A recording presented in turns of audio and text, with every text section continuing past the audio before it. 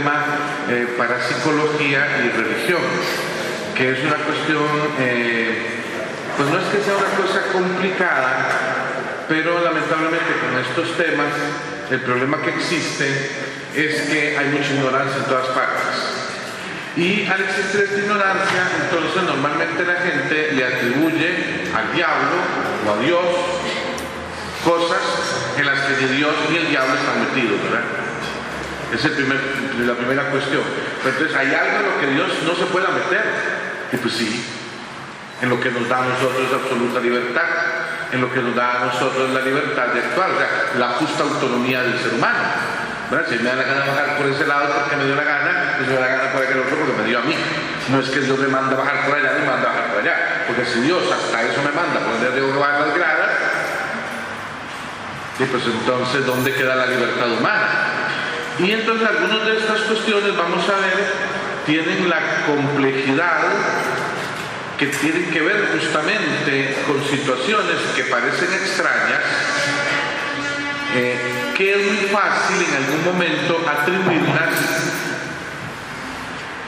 por sus mismas características a Dios o atribuirlas también al diablo, ¿verdad?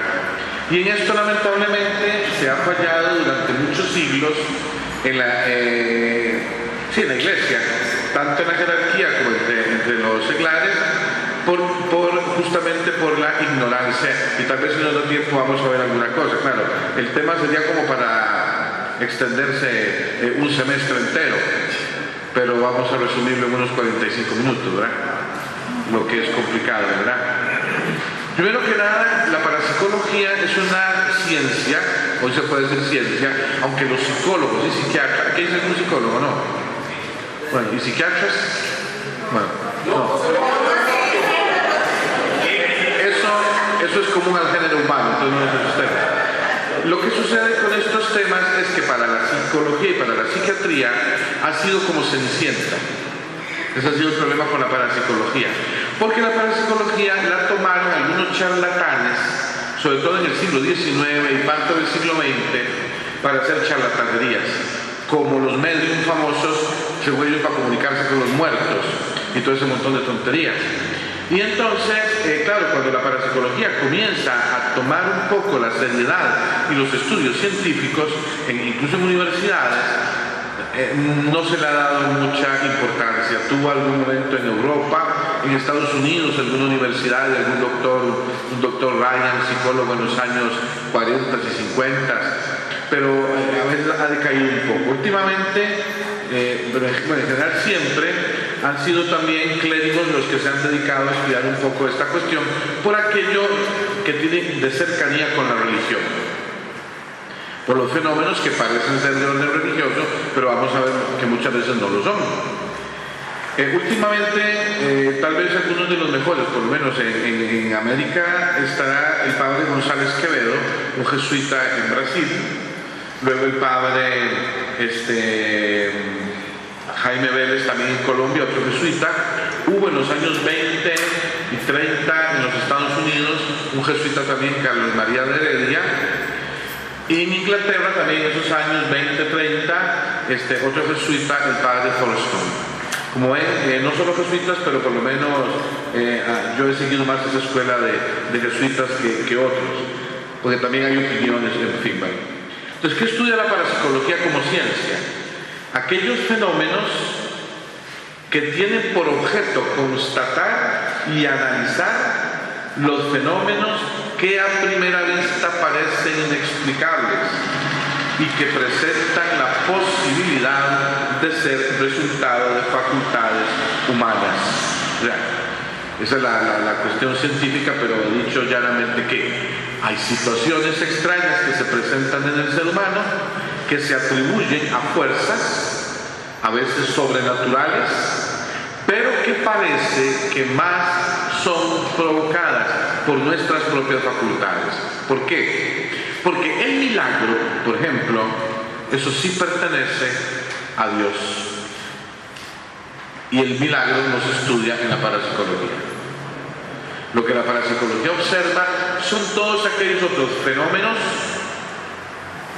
cuando dicen casas embrujadas, ruidos, fantasmas, mover objetos con la mente, adivinar cosas, ver cosas, suponer cosas y que se cumplen, etc. Esto es lo que propiamente la parapsicología va a estudiar. Fenómenos que muchas veces se confunden y se enredan con lo diabólico, por lo tanto con los exorcismos, ¿verdad? Entonces va un poco en esa dirección. Como ven, justamente por eso es que muchos clérigos, los jesuitas sobre todo, se han dedicado a estudiar ese fenómeno, por lo que se acerca a la religión, porque es muy fácil gritar milagro, pero otra cosa es que lo haya. Es muy fácil decir o pretender que el diablo anda metido en algo, es muy fácil decirlo, pero otra cosa es que lo esté. Entonces la parapsicología descartaría, aparte de trucos, trampas o malas interpretaciones, y los milagros, aquellos fenómenos que se dan en nuestro ámbito de realidad. Que en nuestro ámbito de realidad, por ejemplo, nosotros estamos en un ámbito aquí natural o normal, en el que nos encontramos exactamente ahora. Pero en nosotros también hay otro ámbito, y que no es menos real, que tiene que ver con las capacidades de la mente, con las capacidades del inconsciente. Ese ámbito es el que se llamaría el ámbito de lo paranormal, de aquellas cosas que suceden más allá de la normalidad de la vida ordinaria, y que fácilmente las confunden con fenómenos sobrenaturales. Entonces, que fácilmente la persona grita milagro, ¿verdad? Ahora, esto ha comenzado desde hace mucho tiempo. Por ejemplo, en el siglo XVII, el Papa Benedicto XIV, antes de ser elegido Papa, él era el encargado de las causas de los santos. Era un hombre que investigaba mucho las cosas. Y ya Benedicto XIV distinguió en aquel momento, 1600 y tantos, distinguió en las enfermedades. Él decía: hay enfermedades que son causadas por algunas cuestiones orgánicas, el órgano que se enferma, pero hay otras enfermedades, dice él, que son funcionales. Dice, decía él en ese momento, parece que la mente ejerce alguna influencia sobre un órgano y lo enferma, y la mente lo vuelve a curar. Él no tenía la complejidad de los estudios psicológicos que se pueden tener hoy, pero vean la intuición que ella tuvo en ese momento. Órganos que se enferman, y bien, o la mente que influye sobre un órgano determinado y lo enferma. Así como la mente influye y lo enfermo, así la mente interviene y lo cura. Entonces él dijo: nunca aceptaremos, ni siquiera para estudio de un milagro, una enfermedad que tenga origen funcional. Así lo llamaban. Esto es interesantísimo, porque cuando ni la medicina tenía clara muchas cosas, ya la iglesia al menos tenía algo claro. Hay gente que se cura con su sola cabeza, porque con su sola cabeza se enferma, aunque no sepamos cómo, y hay gente que se cura de manera milagrosa. Eso es lo que vamos a aceptar para estudiar en las causas de los santos, y lo otro se descarta por principio, porque eso no es milagroso, sino que tiene causas naturales que aún en aquel momento obviamente no estaban bien comprendidas, porque no se sabía mucha psicología y porque aún faltaban varios siglos para determinar muchas cuestiones, pero al menos ya se tenía esto claro. Entonces, esto llevó a muchos clérigos a estudiar muchos de estos fenómenos. Después contaré tal vez alguna otra anécdota por ahí que sea interesante. El padre González Quevedo, que es el que yo principalmente he seguido más junto a Jaime Vélez, que es el colombiano que hizo una síntesis de toda la obra de González Quevedo. González Quevedo tiene más de 60 años dedicado a estudiar estos fenómenos, ¿verdad? Y últimamente, ya una vez que ya ha probado que no hay brujas, ni brujerías, ni maleficios, ni todo ese montón de carambadas producidas por el diablo, sino que eso es producido por nosotros mismos, ahora está estudiando los milagros en su autenticidad, y ha encontrado cosas que, porque las dice él, yo se las creo, que si no, probablemente lo dudaría, ¿verdad? Pero González Quevedo yo le creo bueno, casi todo, excepto un pequeño tema que en eso yo tengo un conflicto con él, pero ya no es problema en lo demás. En el 99.99% de las cosas estoy de acuerdo con él. Él hace una distinción a la hora de hablar de estos fenómenos.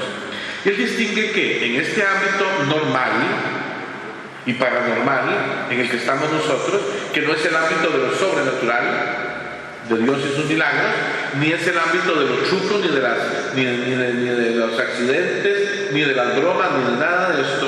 En este ámbito hay fenómenos que él llama extranormales, que parecen misteriosos pero que no lo son. Son, por ejemplo, esos fenómenos de mnemotecnias, cuando alguien lee el directorio telefónico y le preguntan cualquier nombre y cualquier número y dice cuál es. Eso es memoria, eso son cosas que se aprenden. Por eso los llaman extranormales. Ni siquiera son paranormales. Nosotros, con buen entrenamiento, podríamos llegar a leer el directorio telefónico y después, cuando nos dan un número, decir de quién es, o cuando nos dan un nombre, decir quién es. O sea, eso no es nada raro, es simplemente un poquito de esfuerzo y lo lograríamos. Eso él los llama fenómenos extranormales. Luego vienen ya los fenómenos específicamente paranormales, que son los fenómenos que propiamente estudiaría la parapsicología.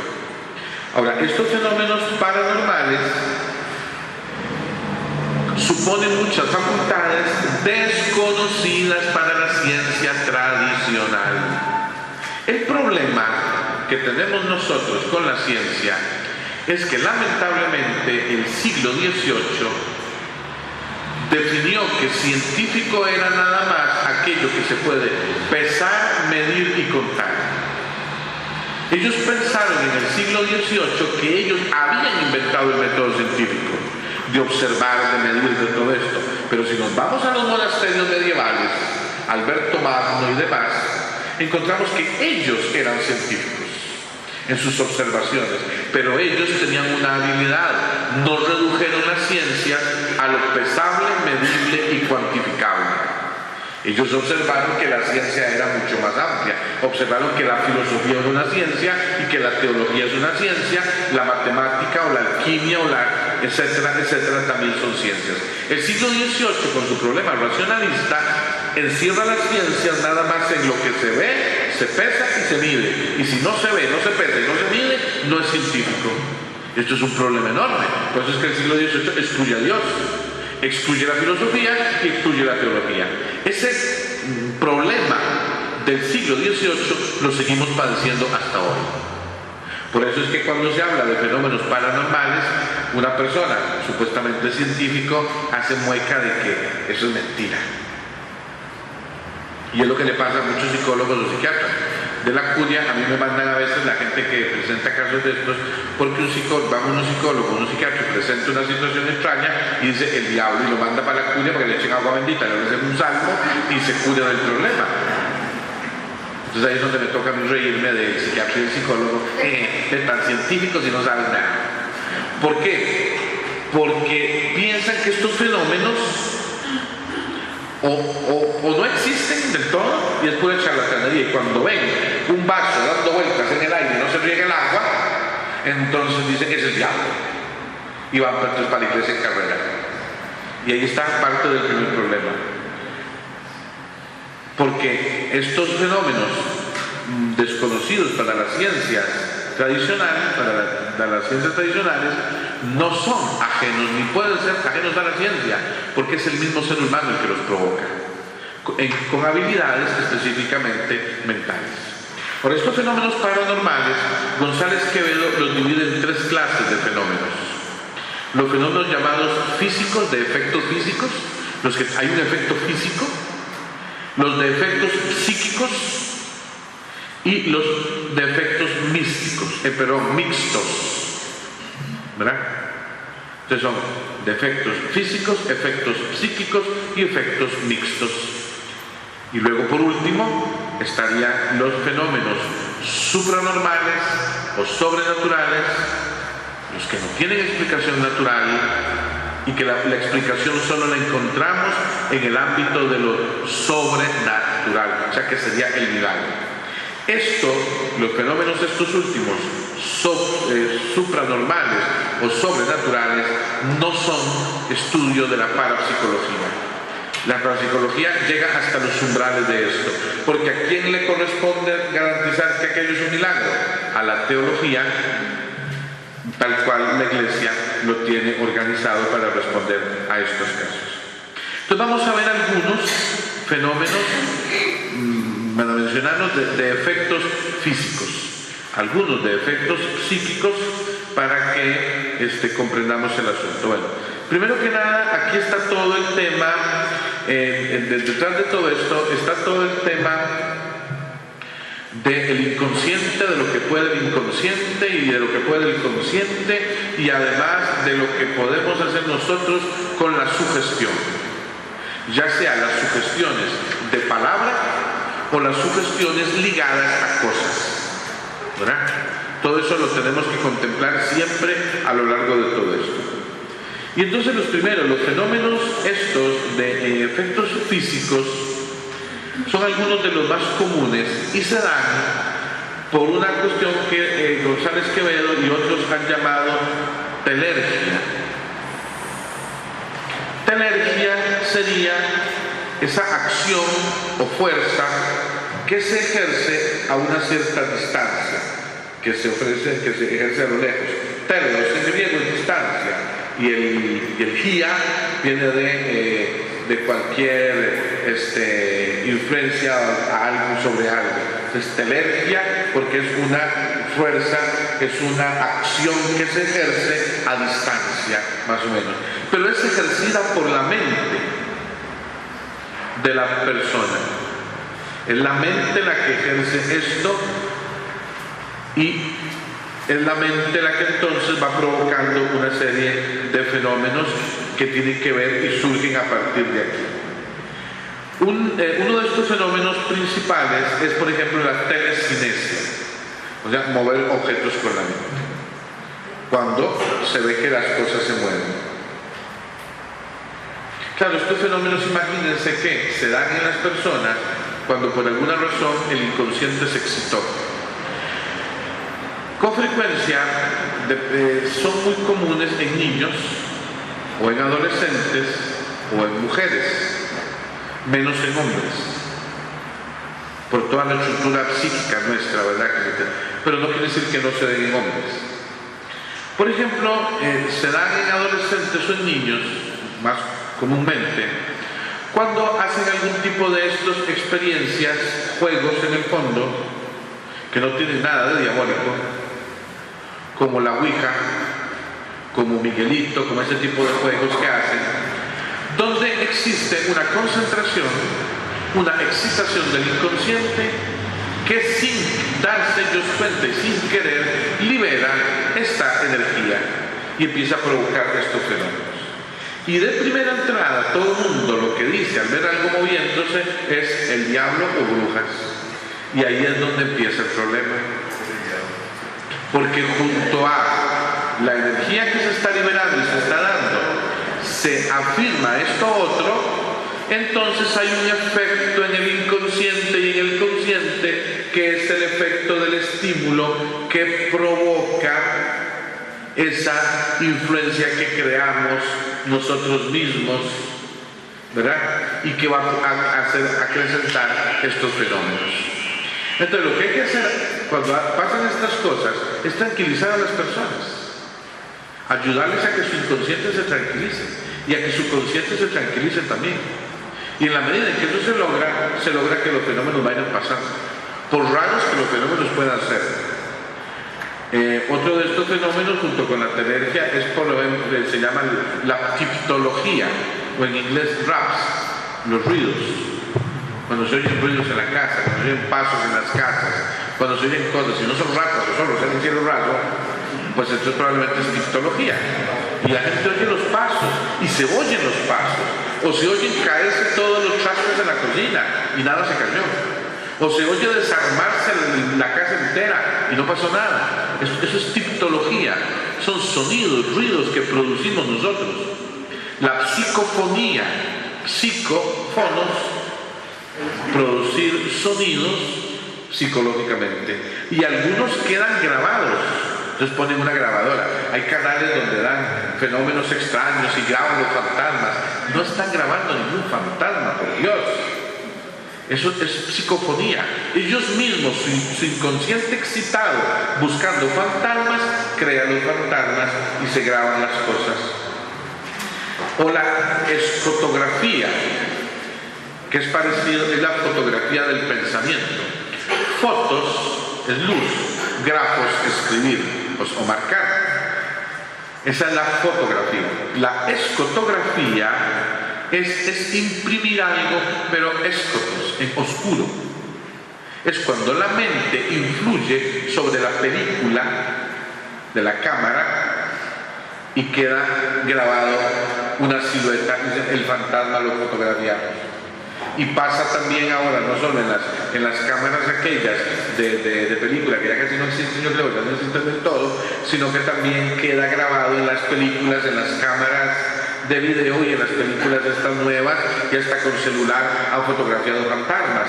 No han fotografiado ningún fantasma. Eso es un fenómeno de escotografía. La propia mente de la persona o de las personas ha producido aquella silueta y ha provocado esto. O la psicografía, también psicos, grafos, escribir. Es cuando, por ejemplo, la persona dice, está recibiendo señales místicas de Santa Teresa de Jesús y empieza a escribir cosas y escribir cosas que parece que no es la persona la que está escribiendo. Eso es psicografía. Es la persona, pero con los conocimientos que tenemos archivados o con los conocimientos que están obteniendo de otros y por eso escriben las cosas. O la fotogénesis, provocar luz. En muchos santos obviamente han tenido muchos de estos fenómenos que probablemente se engrandecen o se potencian con la santidad y por eso las famosas aureolas de los santos es fotogénesis, producen luz. Químicamente nosotros sabemos que hay muchos animales que lo hacen. Entonces la persona podría producir estos fenómenos semejantes a las auras, que de hecho hay unos rusos inventaron un tipo de cámara, se llama la cámara Kirlian, por el apellido de los rusos estos, donde por ejemplo yo agarro uno agarra aquí la botella, la pone y le sacan una fotografía y ahí se ve la mano mía donde está la energía que quedó ahí. Entonces igual pueden fotografiar el aura de las personas. Todos producimos, según situaciones anímicas y demás, como un destello de luz que sale de nosotros. Eso ni es milagroso, ni es angelical, ni es diabólico. Es simplemente la fuerza, la energía, la electricidad y todo lo demás humano que se produce. Hay gente que dice que la puede ver a simple vista. Normalmente son charlatanes. Porque tendría que tener uno los ojos muy especiales como para ver eso. Normalmente no lo vemos, excepto que es una luz muy potente, como en algunos santos, y por eso los pintaban con eso, ¿verdad? La termogénesis, temperatura, o bien la persona, su propia temperatura, o la elevan tanto, o la disminuyen tanto, o incluso ejerce una influencia un poco a su alrededor. Cuando casi siempre dicen que hay fantasmas, dicen que hace frío. Pero es la persona misma las que producen este fenómeno. Este fenómeno llevado muy al extremo podría ser aquel fenómeno de la combustión humana espontánea, de personas que arden, mueren carbonizadas, pero ellas mismas provocaron ese fuego. Es una termogénesis llevada al último extremo. Otro fenómeno de estos físicos es la osmogénesis. Osme en griego es olor. Hay olores que producimos por otras razones. Este es un fenómeno paranormal. Este fenómeno se produce, por ejemplo, cuando la gente asocia. Estoy hablando con la Virgen, entonces huele a rosas. El diablo está, todo huele a azufre. Perdón, en el infierno no hay azufre, para que el diablo huela a azufre. Ni en el cielo hay rosas, para que la Virgen huela a rosas. Es que asociamos el olor agradable con y el olor desagradable con. Y un olor bastante desagradable que conocemos es el del azufre. Pero en el infierno no hay azufre, ¿verdad? Y este sí es muy interesante, es el que a veces produce los fantasmas cuando la gente ve la silueta. Esto se produce por una cuestión llamada ectoplasma. Ecto es fuera y plasma es una cosa que se forma o modelada afuera. Esto es energía que brota de la persona y que forma una determinada silueta. A veces una silueta más perfecta, a veces menos perfecta, pero se forma. Normalmente no debe haber mucha luz, ni total oscuridad, debe haber un poco de penumbra. Esto ayuda a que esta energía brote más y se vea más. Cuando se intenta tocar, desaparece inmediatamente porque regresa a la persona.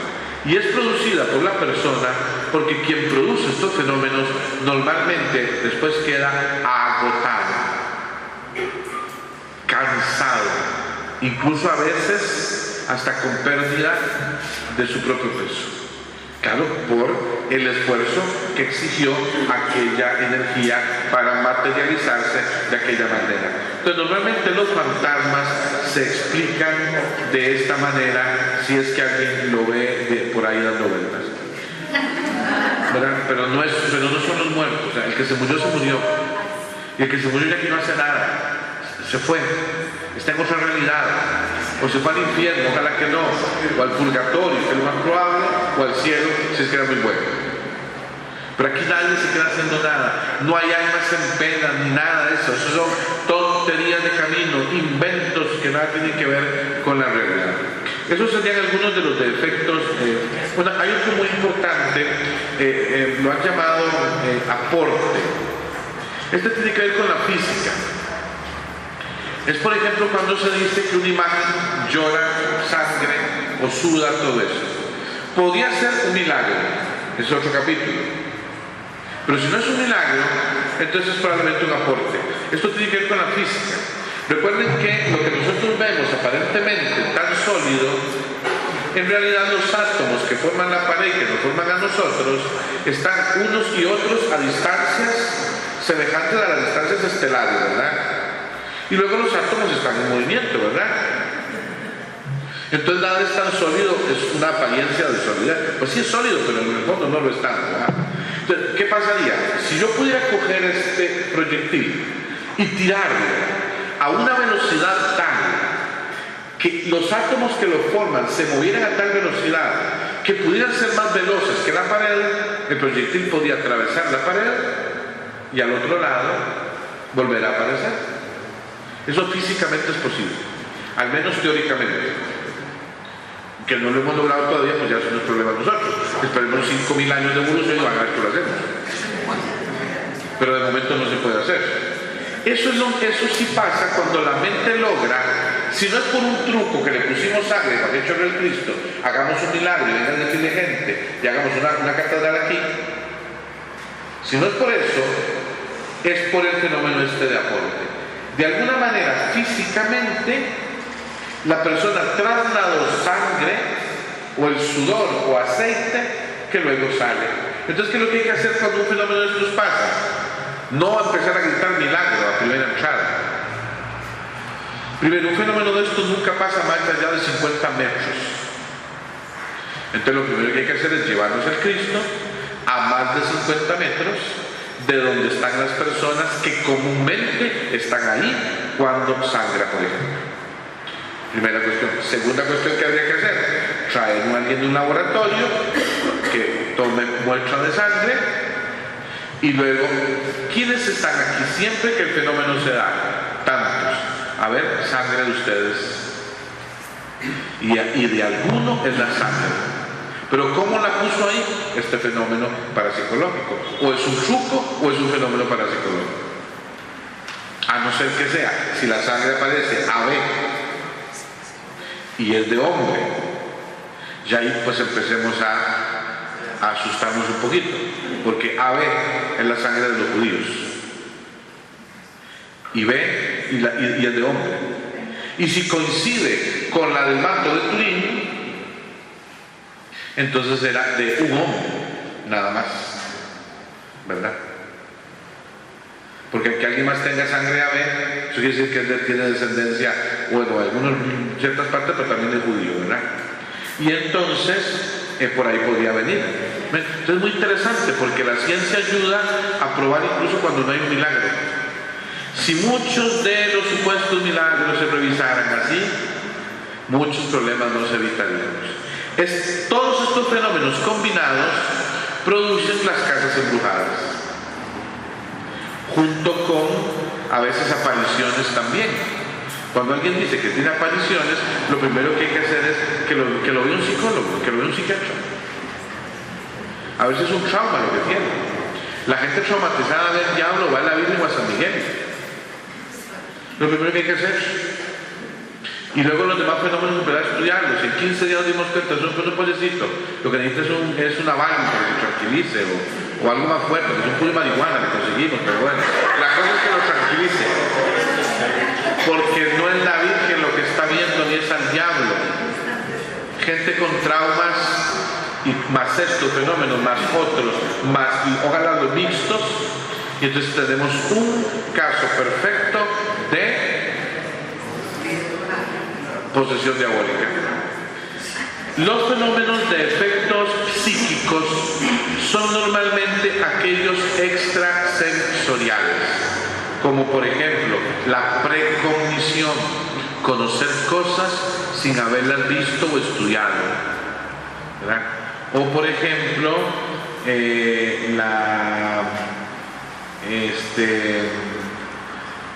ya se me fue y no lo encuentro.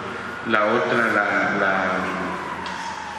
la telepatía, teleos, distancia, patos, padecimiento a distancia, sentir lo que siente otro o ver lo que ve otro a distancia.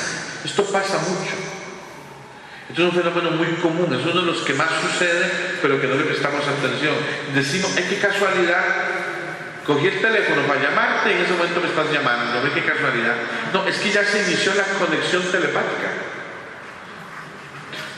Pienso en una persona, da la vuelta en la esquina y se topa la persona. ¿Y qué casualidad? Venía pensando en vos. No, es que la comunicación ya se había dado. Cuando esto lo podamos hacer, ya por pura iniciativa de libertad, se acabaron los celulares, internet y todo lo demás. Y entonces en aquel día el gobierno inventará la manera de controlarlo para cobrarlo. Porque si no ya se terminan las telecomunicaciones. De momento ocupamos teléfono, hablar a distancia, porque no podemos hacer todavía la telepatía. Pero apenas podamos libremente hacerlo, se acaban todos los medios de comunicación. Porque para conocer, para ver, ya no necesitaría yo un aparato, sino mi sola cabeza lo podría hacer. La telepatía no solo es conocer o sentir, también puedo enviar. El punto es quién es receptor y quién es emisor. Esto es lo que no sabemos bien todavía. En el fondo todos podemos mandar y todos podemos recibir. Hay unos que están más alerta y reciben más, y otros pueden mandar también. Esto no siempre es posible, pero se da. Ahora, imagínense y pruébenlo un día tal vez. Estén ustedes tal vez haciendo una fila en el banco y concéntrense en la nuca de una persona que esté más adelante. Al rato o se toca o vuelve a ver o hace algún movimiento. Eso es cuando ya se empezó a establecer esa comunicación. Hay personas que son más ágiles y son más receptores, entonces más rápido lo captan, ¿verdad? Esto es interesantísimo porque es un fenómeno. Se da, por ejemplo, cuando la gente dice, se murió fulano y vino a despedirse de mí. No vino a despedirse. Antes de morir, se estableció una comunicación telepática. Y por eso la persona piensa que aquel no vino ni lo vio. Es una comunicación telepática. Los perros captan esto muy rápido. Por eso los perros, cuando muere la persona que quiere el perro aúlla. Ay, aulló a la hora exacta que se murió, pero a distancia el perro lo sintió. Los animales tienen algunas de estas habilidades un poco más desarrolladas que nosotros. Ustedes saben que las vacas normalmente, o las cucarachas, o estos bichos, normalmente perciben el temblor antes que suceda. ¿Por qué? Porque oyen antes que nosotros el sonido de las placas chocando y las ondas produciendo ruido. Nosotros no nos damos cuenta de esto bien, excepto que estemos relativamente cerca del epicentro, y a veces hay gente que dice, yo oí un ruido y después tembló. Claro, eso es perfectamente posible, ¿verdad? Entonces, así muchos de estos fenómenos van en esa dirección. El fenómeno, por ejemplo, ¿cómo se llama? El maleficio, es normalmente, tiene que ver con esto, se llama subyugación telepática. Yo pienso en hacer daño a una persona, digamos así, le mando las señales de que le estoy haciendo mal. Si encima la persona es receptora, si encima es creyencera y encima asocia eso al mal provocado por la bruja o el diablo, se enfermó, y luego los médicos no saben y no encuentran causa. ¿Hay aquí algún médico? No. No hay médicos, aquí no. Bueno, a veces hay situaciones, personas enfermas, que se hacen todos los análisis habidos y por haber y no se encuentra qué es la enfermedad. No se encuentra la causa, no se encuentra la causa orgánica, ni se encuentra la causa psicológica. Si se indagara más, se podría llegar a la conclusión de que el problema sí era psicológico, era subyugación telepática.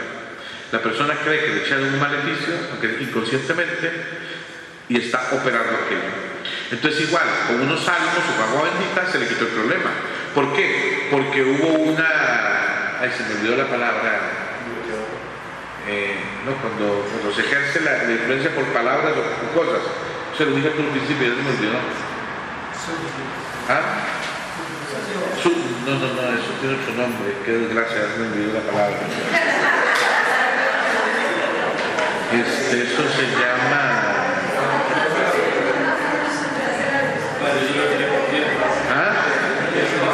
No sé, tiene un nombre. Sugestión. Como por sugestión la persona se enfermó, por sugestión se cura. A veces el agua bendita ejerce la sugestión, o un salmo ejerce la sugestión, pero a veces no. En una casa hay un fenómeno, y junta varios de estos. La persona piensa que es el diablo o brujería. Llevan el cura o el pastor para que eche agua bendita, pero esos salmos, entonces aquella presencia sugestiona positivamente al que lo produce y se quitó. O lo sugestiona negativamente y se pone más fuerte. Entonces, qué raro, pero ya vino el Padre a bendecir y esto sigue igual. Es que no es la bendición lo que lo va a componer. Es un problema psicológico en esas personas. Por eso esto se confunde rápido con maleficio, con el diablo, ¿verdad? Con la actuación del diablo. Fenómenos de clarividencia, todo este tipo de cosas. Obviamente la posesión diabólica entra aquí. Y los fenómenos, los últimos, los mixtos, son por ejemplo la dermografía, escribir en la piel, cuando le aparecen marcas en la piel a la persona, y todo ese tipo de cosas. Obviamente los estigmas, por eso hay que tener cuidado. Miren, al Padre Pío no lo canonizaron por los estigmas, más bien por los estigmas casi no lo canonizan. A él lo canonizaron por las virtudes heroicas que vivió, no por los estigmas. Entonces a los condenados estigmas del Padre Pío ni la atención les pongan. Fijémonos en las virtudes heroicas, como ese viejo vivió, que era un malcriado insoportable, como buen italiano, pero supo vencer todo aquello con caridad. Porque si se ponen a ver los estigmas, si ustedes se fijan, los estigmas se desaparecieron un día antes de morir. En los años 20, el otro jesuita que les hablé, el padre Thurston de Inglaterra, hizo un estudio, tiene un libro muy bueno que se llama Fenómenos Físicos de Misticismo. Él estudió, entre muchos otros, el fenómeno del estigma. Él le llamó al estigma complejo de crucifixión. Él dice que puede ser que una persona se enamore tanto de la pasión de Cristo que empieza a sentir los dolores de la pasión, o a veces se le hacen los estigmas y no se infecciona ni nada de eso, es verdad. Había una santa que tenía el Cristo aquí, ¿verdad? La herida del costado está muy arriba, no importa, un poquito más abajo. Pero entonces ella rezaba ahí, entonces el estigma, la herida del costado, ahí está donde tiene que estar, en la derecha de Cristo. Pero si usted está ahí, ¿dónde está su derecha? Ahí. Entonces a ella se le reflejó en el lugar en el que estaba, no a la derecha, sino en la izquierda. Espejo. Pero claro, no espejo sino directo, izquierda a izquierda. Porque los estigmas comunes son o las manos, o el costado, o los pies. A veces hay espinas también, o otras llagas, pero estas 5 son las comunes. Entonces, ¿por qué se le hizo a la mujer esta el estigma en la izquierda y no en la derecha? Porque el cuadro fue ahí, directo. Y ya en el año 26 que escribe este libro, dice, en Italia hay un joven capuchino que está presentando también este fenómeno. Y es el Padre Pío. Cuando ya la fuerza psicológica que en él produjo eso empezó a disminuir, porque él estaba ya en proceso de muerte, los estigmas desaparecieron. Él lo enterraron sin estigmas, limpia las manos ya. Entonces probablemente el fenómeno de los estigmas en el Padre Pío no es sobrenatural. Para saber si el fenómeno es sobrenatural hay que estudiarlo. Entonces tiene que haber comenzado y continuado incluso después de la muerte, porque es Dios el que lo sostiene. ¿Ve? Entonces es interesante estudiar todas estas cosas. Y así, por ejemplo, hay el hiperdinamismo, cuando la persona tiene fuerza extraordinaria. Le cayó un tractor encima a alguien, otro llegó y lo levantó y le sacó debajo del tractor. Un poco cuestiones de los faquires en la India. Si no son trucos que hacen, que normalmente son trucos, son este tipo de cosas. A veces curanderismo. La persona que cura ciertas enfermedades, tocando, si no es un fenómeno de milagro, si no es un taumaturgo, si no es un milagro realmente, es un fenómeno de ejercer sugestión, y las enfermedades de origen muchas veces psicosomático se curan con estos fenómenos, o a no ser que ya sea una especie de milagro que provoque con una imposición de mano la curación de un cáncer, o a no ser que sea, ya podría darse una fuerza impresionante que hiciera que la naturaleza se sanara a ella misma, que sería algo impresionante. Pero si no es así, lo que se puede dar es un milagro entonces, que ya ese es otro capítulo. Entonces vean que estos son los fenómenos que normalmente se pueden confundir con milagros, con apariciones, con posesiones diabólicas o este tipo de cosas, cuando en realidad son fenómenos meramente paranormales, o sea, producidos por nosotros mismos. Y al producirse estos fenómenos, si no tenemos el cuidado de estudiarlos y analizarlos, fácilmente se atribuyen a Dios o al diablo cosas que no son ni de Dios ni del diablo, sino que son producidas por nosotros mismos. Hasta el punto de que una persona oye que tocan la ventana y dice fantasmas. ¿Por qué antes de gritar fantasma no se fija? Era la rama del árbol tocando la ventana. En París, creo que el padre González Quevedo en alguna de sus obras cuenta que en París había un hotelillo de esos viejones de París, ¿verdad?, que hay en Europa, que la gente decía que la habitación tal tenía un fantasma porque todos los días a las 10 de la noche se escuchaban ruidos en esa habitación. Entonces alguien se puso a estudiar en serio y encontró que había una tubería de calefacción que ya no se usaba, que subía 2 pisos. Está conectada a un radiador de calefacción 2 pisos más arriba. Y eran de estos lugares, de estos tipos de hoteles, pensiones, donde hay gente que vive ahí. Unos están de paso y otros viven. Y ahí vivía un señor que fumaba pipa y siempre a las 10 de la noche fumaba antes de dormir, y entonces la golpeaba sobre el radiador para limpiarla, y esos eran los ruidos que bajaban por el tubo y que en aquella habitación parecía que tenía un maleficio. Quitaron el bendito tubo y desapareció la habitación embrujada.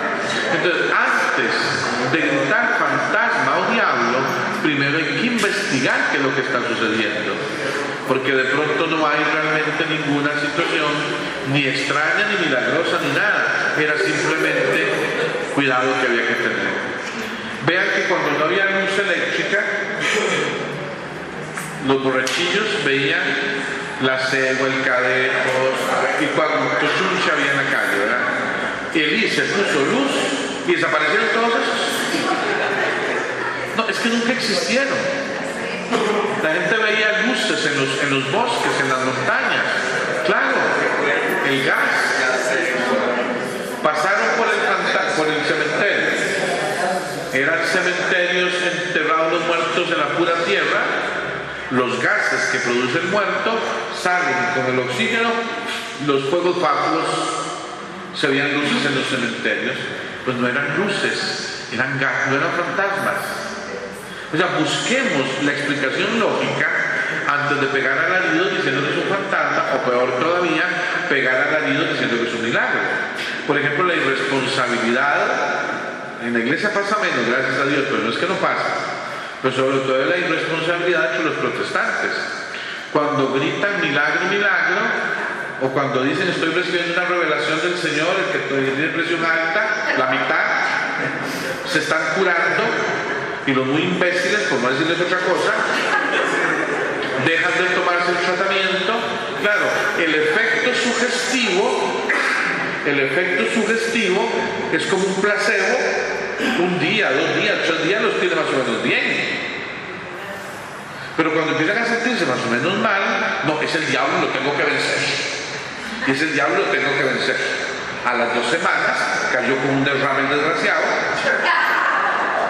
O le dio un infarto.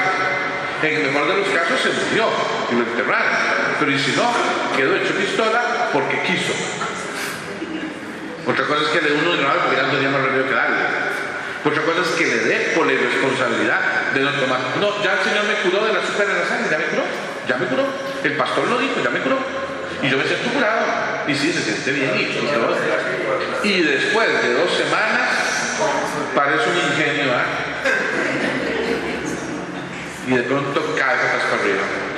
No, excepto que los médicos hagan los análisis debidos y me prueben que esta persona que antes era hipertensa o lo que sea, o cáncer o lo que sea, o le faltaba un ojo y ahora lo tiene, excepto esos casos, ¿sí? ¿O ustedes dudan de que Dios puede hacer milagros? Excepto esos casos, lo demás no son milagros, son fenómenos probablemente parapsicológicos. Y por eso tenemos que tener cuidado. Dios puede hacer milagros, por supuesto, es que no puede, los hace cuando Él le da la gana y porque le da la gana, no porque uno se los pida o no se los pida. Y hace el milagro que Él quiere para que se vea que su brazo sigue siendo fuerte. Pero quien determina qué es el milagro es la iglesia cuando estudia con la ayuda de los médicos. ¿Qué es lo que se le pide a un médico, a una comisión de médicos cuando investigan un milagro? La iglesia no les pide prueben que eso es un milagro. La iglesia nunca les pide que lo prueben. La iglesia lo que le pide es pruébeme que esa curación se dio por una causa natural, normal o médica. La iglesia no le pide prueben que es milagro, no. Y esa no es la función del médico. Tiene que probar que naturalmente eso se puede resolver.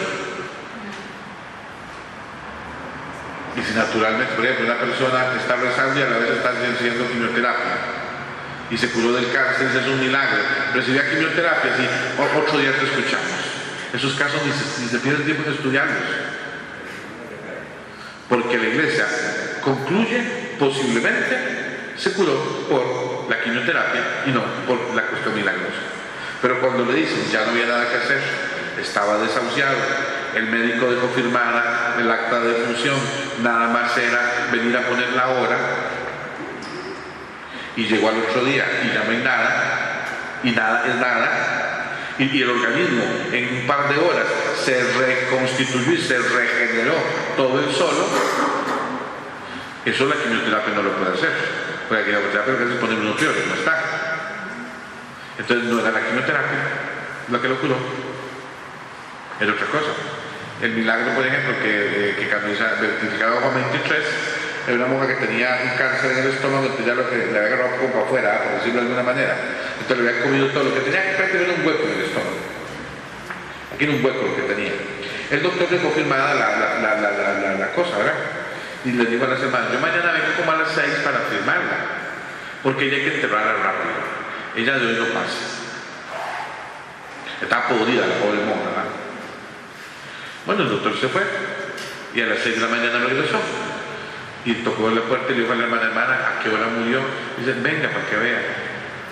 Se lo llevó para la cocina, le extrañó en el cuarto, se lo llevó para la cocina y estaba aquella comiendo pan y huevos fritos y de todo. Y dice, pues, ¿cómo? Ya no tenía estómago, ni parte del esófago, ni mucha... ¿Cómo? ¿Qué está haciendo? ¿Dónde le estás yendo a dar eso? ¿Se le está saliendo? No tenía nada. Lo que tenía era una como ruedita rosadita, ¿va? Donde huesos, piel, músculos, todo se le regeneró en unas pocas horas. En el transcurso de la noche que ella se durmió y se despertó, estaba todo regenerado. Eso la ciencia no lo puede explicar. Tan estricta en la iglesia que la mínima sospecha descarta. Porque si dentro de 5.000 años la ciencia puede probar que aquella curación se dio por razones naturales, eso no es milagro. Y sería un ridículo de la iglesia. Cuando la iglesia dice es milagro es porque ni dentro de 80.000 años la ciencia podrá decir que la curación se dio por una causa tal. Que dentro de mucho, la ciencia encuentra la cura del cáncer, magnífico que lo encuentre. Pero eso no quita que el cáncer del otro tiempo se curó de manera milagrosa, ¿verdad?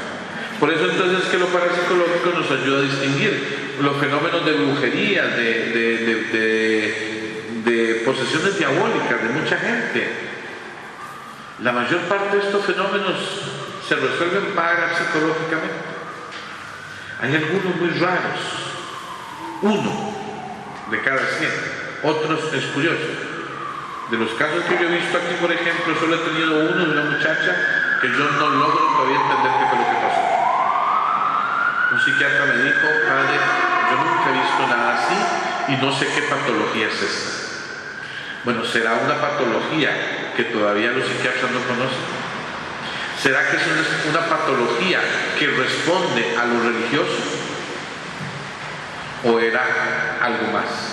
De momento no estamos claros. Y ahora estoy atendiendo a una señora hace varios días que no sé la cosa, yo no acabo de entender qué es lo que está pasando, es un problema de sueño que me da, pero curiosamente, yo hace unos días fui a Roma. Entonces, cuando yo le dije que iba a ir, venía todo muy bien, ¿verdad? Dije, voy a Roma, empezó para atrás. Si yo vine un día, llamé al otro día, mira qué mal estado, pero ya el viernes estaba mejor. Cuando yo sabía que yo ya había venido, entonces una semana que no la he vuelto a ver. Lo he hecho al propio, porque me sospecho que eso es psicosomático. Sospecho que es más psicosomático que otra cosa, aunque los médicos no han encontrado la causa de ese sueño y de esa cosa que le da. Pero yo me sospecho. ¿Por qué? Porque lo sobrenatural no reacciona por distancia. Ay, se fue unos días, entonces me alboroto, ya regresó, entonces me quedo tranquilo. No, los problemas sobrenaturales no reaccionarían así. Es interesante. Entonces, en la medida en que estudiamos estos fenómenos, se van clarificando un montón de cuestiones más que ayudan a ver las cosas con cuidado. Porque de pronto ustedes en una situación de un cursillo o algo así, y de pronto la situación psicológica puede afectar a una persona de tal forma, no sé si les ha pasado ya alguna vez, que de pronto empieza a pegar gritos y alaridos como si tuviera el diablo metido. Por principio, si eso pasara algún día, no sé si les ha pasado, pero por principio, si pasara algún día, ni se pongan a hacer locos, ni traigan agua bendita ni nada. Lleven a la persona aparte, la tranquilizan, o le echan un vaso de agua bien frío encima, en la espalda, y verán cómo se tranquiliza. Porque hay gente que reacciona así. También depende. Como ustedes tienden a un estilo más serio en charlas y estas cosas, pero si fuera un estilo al estilo de la renovación carismática, por eso es que ahí se dan más esos fenómenos.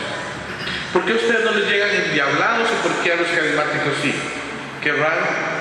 No, es que la estructura aquella, la forma aquella de oración y todo facilita la histeria en muchas personas.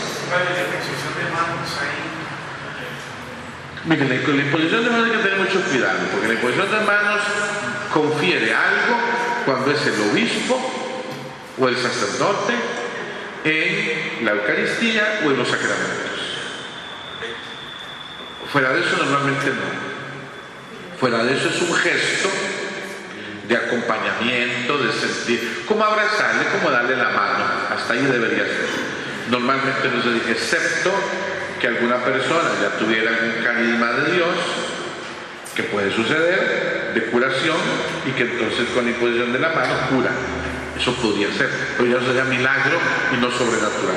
O a no ser una especie de persona que con alguna habilidad, como un curandero, lograría curar ciertas enfermedades funcionales, quitando de la persona sugestiones negativas, ¿verdad?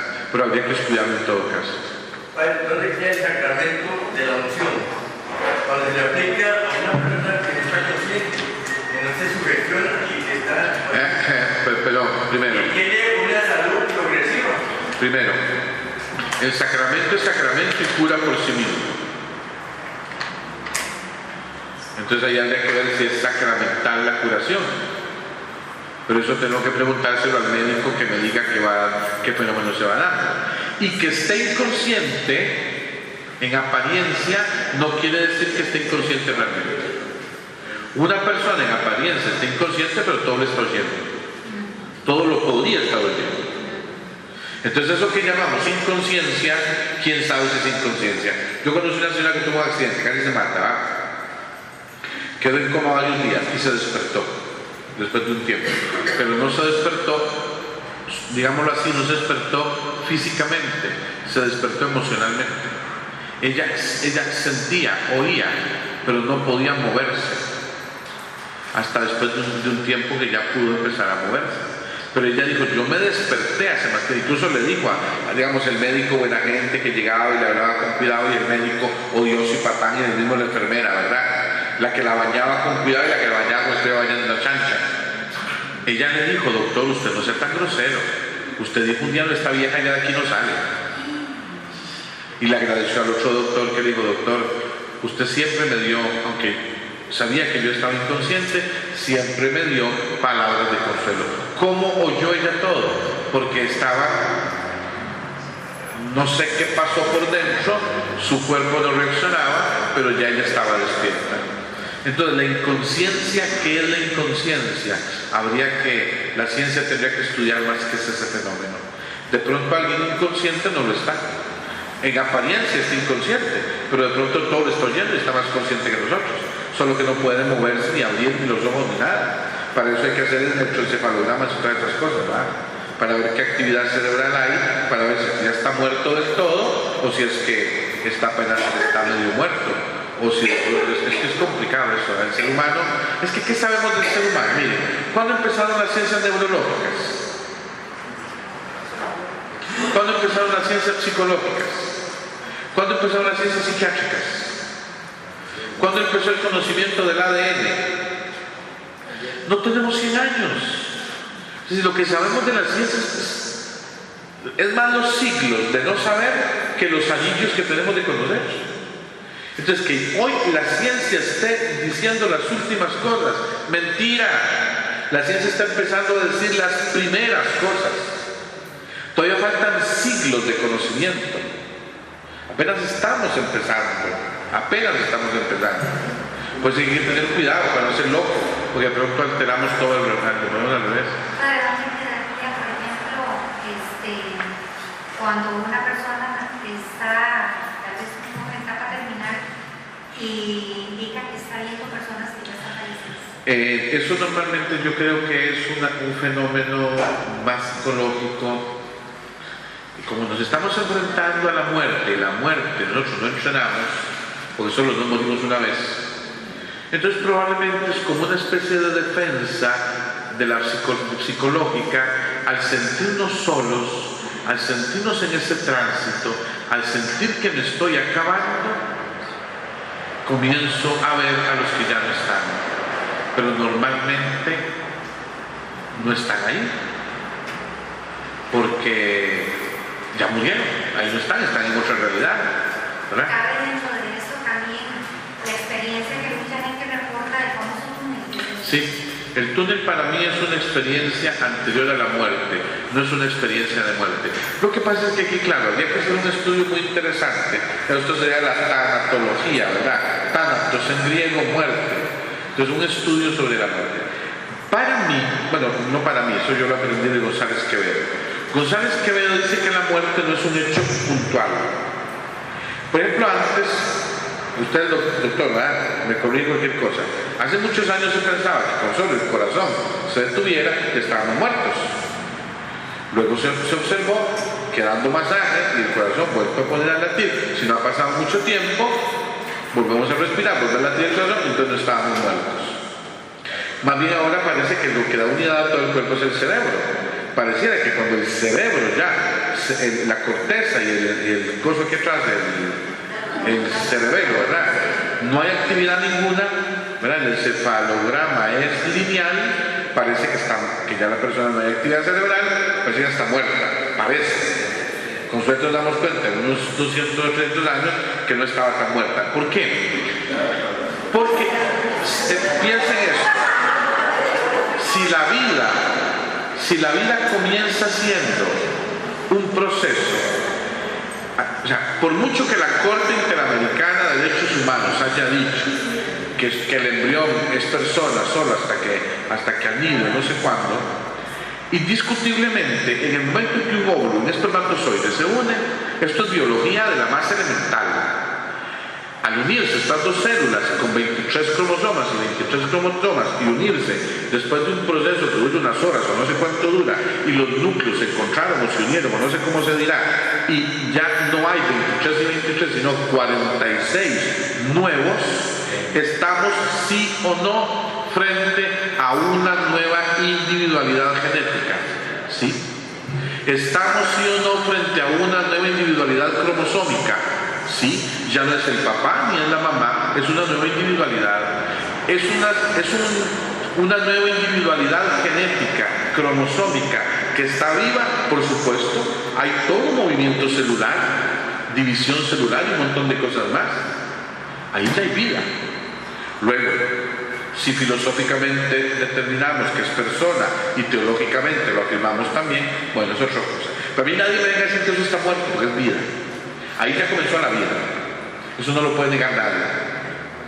Ahora, si le damos chance a esa vida que ya comenzó, que siga su paulatino y normal desarrollo, después de unas semanas va a empezar a salirle brazos y cabeza y sistema nervioso y cerebro. Y ese feto, ese embrión, está vivo y va para adelante. Y luego, una vez formado el sistema nervioso, ¿qué? Está captando información ya tiene oídos, ya tiene cerebro. Oye a la mamá cuando le habla, oye los latidos del corazón de la mamá, o no los oye. ¿Está almacenando esa información en su cabeza o no la está almacenando? El feto siente si su mamá lo rechaza, experimenta rechazo. ¿De dónde nacen nuestros traumas que inventó Freud? ¿De dónde vienen? Probablemente desde el seno materno. Ya está captando información, ya está recibiendo, pero todavía no habla, todavía no razona mucho. Luego nace el mucoso, ¿verdad? Y empieza poquito a poco, paulatinamente, a razonar hasta que llega a no sé qué edad, donde ya llega un momento en que el niño ya puede saberse que él es él. Cerca del año, creo que es cuando el huila se pone frente al espejo y se ríe, es porque ya el niño frente al espejo está bien, mira, yo soy distinto de mi mamá y de mi tata, yo soy otro, aunque no lo puede expresar todavía. Y entonces a cierta edad, como al año, el mocoso empieza ya a hacer discursos, ¿verdad? Que nadie entiende, solo pues ya empieza a balbucear cosas, pero uno ve que no son ruidos. Al principio, mira qué lindo, tiene un día nacido, ay qué lindo, se está riendo muy bueno la abuelita. No, perdone que la desilusione, son movimientos involuntarios de los músculos, pero ya no los controla. Es después de unos meses cuando ya él empieza a identificar y empieza a sonreír, o empieza ya el huila a expresar lo que no le gusta, porque ya es perfecto. Entonces, si la vida comenzó siendo un proceso, la muerte parece que es un proceso también. Entonces no nos morimos porque nos pasó el camión por encima. Ahí se descompusieron todos nuestros órganos, todo se alteró, todo se detuvo y empecé a morir, pero probablemente no estoy muerto todavía. ¿Cuánto duran todas las células del cuerpo en morirse? Todas, horas o días durarán en morirse algunas.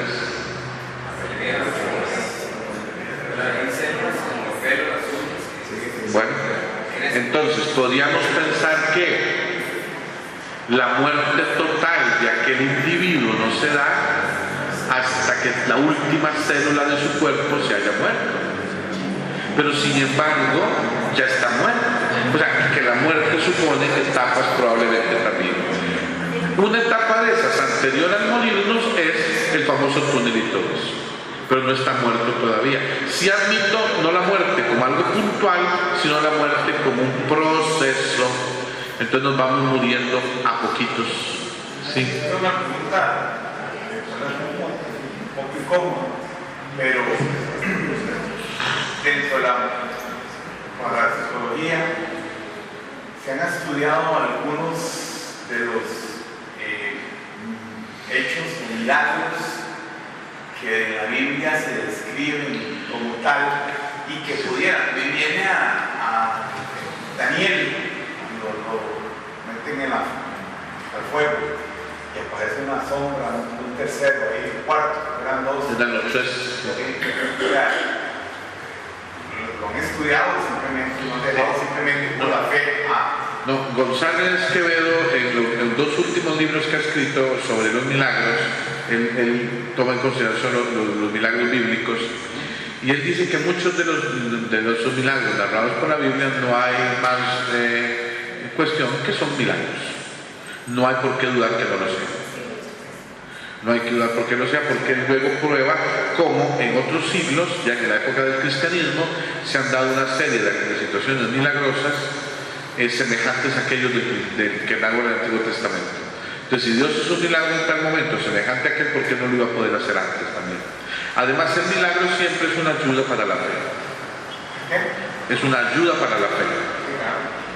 Vean, por ejemplo, aquí tenemos nosotros en Costa Rica una persona a la que Dios hizo el milagro para la canonización de Juan Pablo II.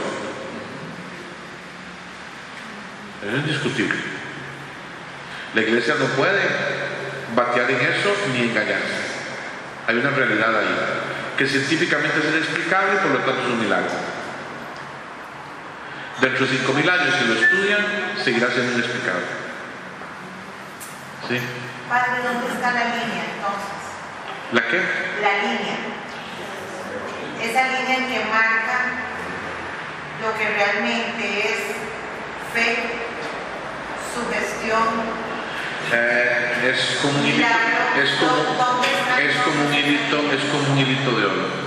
Es como un hilito de oro. Dios nos ha dejado un montón de facultades a nosotros para que nosotros las usemos, las aprendamos a usar, y luego en otros términos Él interviene cuando Él considera que debe intervenir.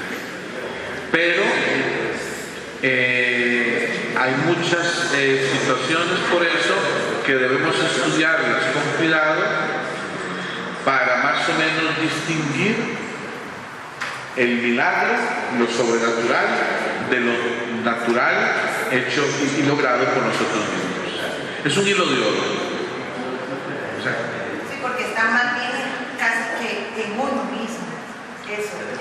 Ciertas cosas. Sí, obviamente no saliéndose con convulsiones ni nada de esas vainas, ¿verdad? Pero sí está en uno muchas cosas que le pasan a uno en la vida y que uno por nuestra propia fe realmente a mí me parece maravilloso adjudicárselas a Dios.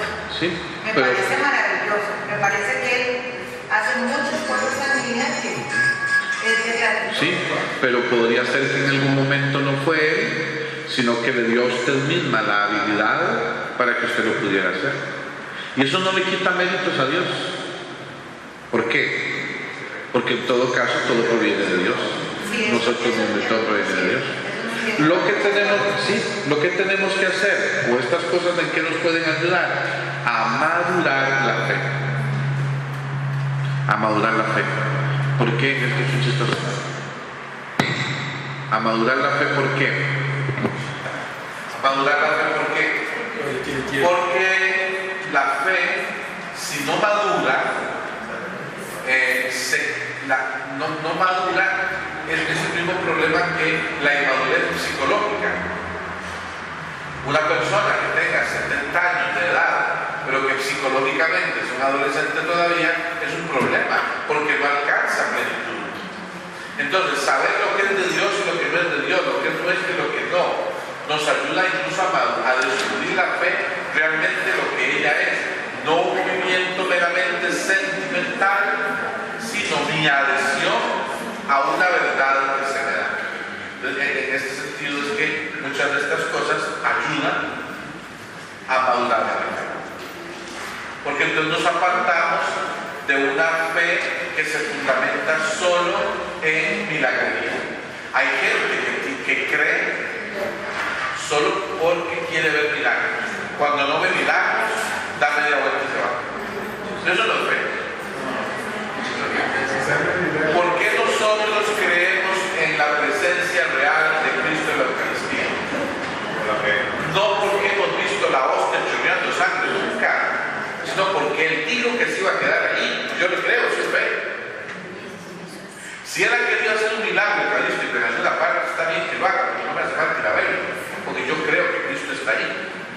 El ver el milagro eucarístico sería como el milagro interesante. Cuando es un montón que no cree, como yo sí creo, no me interesa ver el milagro eucarístico. No es que no me importa. El ver el sepulcro vacío en Jerusalén, pues es la cuestión histórica de que ahí estuvo el cuerpo de Él. Pero yo no necesito ver ese sepulcro vacío para creer que Él resucitó. Yo sé que resucitó porque los que lo vieron resucitado me lo dicen. Ahí es donde la fe va a madurar. Estaba el doctor y luego el más por aquí. No, es para comentar algo en relación a la muerte. Generalmente nosotros damos reanimación, resucitación, y damos como muerte cerebral de 30 a 40 minutos. En el hospital de niños sucedió hace muchos años. Un bebé entrenado, recién nacido, le accedió a la oración de resucitación. Lo damos como muerto porque hay el hecho en el cardiograma blanco. No hay sonidos cardíacos, no hay nada de móvil. Entonces no hay respuesta. Se vuelve el chiquito, a los 20 minutos llegan los de patología, se lo llevan y como media hora después nos llaman que el niño está muerto. Entonces los médicos tenemos que tener mucho cuidado en ese sentido, de que a veces fallamos en el momento de venir. Sí. Ese video de esa persona está muerta. Por eso es porque quizás la muerte no es una cosa puntual, sino que es un proceso. Quizás ese niño no había terminado de morirse y lo dieron por muerto. O si estuvo muerto y volvió a la vida, fue por otra causa, posiblemente ya no médica. Es una posibilidad. Pero por eso hay que ver distintas posibilidades para aclarar lo mejor que podamos del fenómeno. En algún momento escuché un padre que decía que es más negocio para los procesos, porque al final no podrían irse al infierno, porque al final requiere la voluntad de cada uno de nosotros, digamos, pensando en el demonio. Sí. En algún momento que hemos escuchado, digamos, existe, no existe, el demonio, digamos, en sí, y también para explicar tal vez esta parte de Efesios, donde dice de los principados y que se habla en Apocalipsis, de que la tercera parte, y toda esa, digamos, como jerarquía de demonios, donde quedan. Vamos lo más intensivo posible. El diablo existe, sí existe. Se reveló posiblemente no solo él, sino muchos otros ángeles, es posible. Ahora, cuando San Pablo habla en Efesios de dominaciones, tronos, principados, es que en esa época en Grecia o en otros lados pensaban que ciertas fuerzas vivían en los aires, que eran tronos, dominaciones, principados, etc. Así les llamaban. Entonces San Pablo dice que no estamos sometidos a esas fuerzas, sino a la providencia de Dios. Por una parte, luego, más adelante, se establecerán jerarquías angélicas y se le dará este orden, ¿verdad? No habría que ver la situación. Pero el diablo existe, sí existe. Ahora, ¿cuál es el influjo que puede ejercer sobre nosotros? Es lo que hay que ver con cuidado. Nosotros solitos nos bastamos para muchas tonterías. No ocupamos el diablo que nos ilustre mucho. Solitos podemos. No. Solitos podemos. Ahora, ¿cuándo una tentación es diabólica? Posiblemente cuando es algo como tan fuerte, tan oscuro, tan extraño, que uno mismo dice, está bien que yo sería capaz de muchas cosas, pero de eso, yo no sé.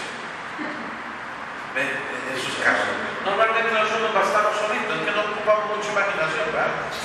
Solitos, se basta uno para las tonterías. No acusemos es que el diablo me tentó, el diablo. Hay un cuento de un cartujo, eso también, ¿verdad? ¿Verdad que el cuento de un cartujo, ¿verdad? O sea, que los cartujos ayudan mucho y toda esa cosa, ¿verdad? Gracias a Dios hay cartujos pequeños, ¿verdad? Y entonces estaba el cartujo en su celda y de pronto oye una gallina por ahí, la oye cacareando. Y donde pone el huevo, ¿verdad? Y se acordó el cartujo, tenían años de no comer su huevo frito, ¿verdad? Y le dieron aquellas ganas de como se imaginó el huevo frito. Como en la celda ellos tienen la cocinilla para el invierno, la cosa, ¿verdad? Para calentarse, se fue, trajo el huevo, lo empezó a freír y él se estaba saboreando con el huevo. En eso pasa el prior, huele, entra en la celda y le dice, padre, ¿qué pasó? Está rompiendo el ayuno. Y dice el cartujo muy compungido, ¿verdad? Es que el diablo me tentó. Y la celda se oscurece y se oye una voz tenebrosa que le dice, ¡mentiroso! ¿No fue el diablo? Yo solito. ¿Por qué no le dijo al prior, ay padres, que tantos años no como el huevo frito? Donde la gallina lo pone junto a que le dio ganas de lo comí. Y se acabó. Era mejor eso. Más sincero, más transparente.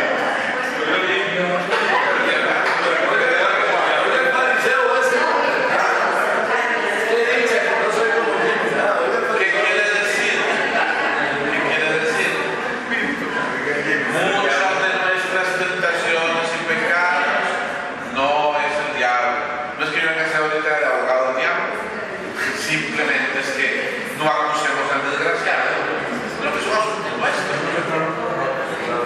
Normalmente no pierde tiempo, porque si nos tentara de verdad, nos asustaríamos tanto que nos convertimos inmediatamente. Ese cuento de que te va a salir el diablo por malo sería el peor negocio que el diablo puede hacer. Imagínense que el diablo le saliera a alguien de verdad, así tal cual es él, en su horror, en su odio, en su espanto, nos convertimos todos. Entonces el peor negocio que el diablo puede hacer es salir a los malos, y le salen los malos, y le salen los buenos.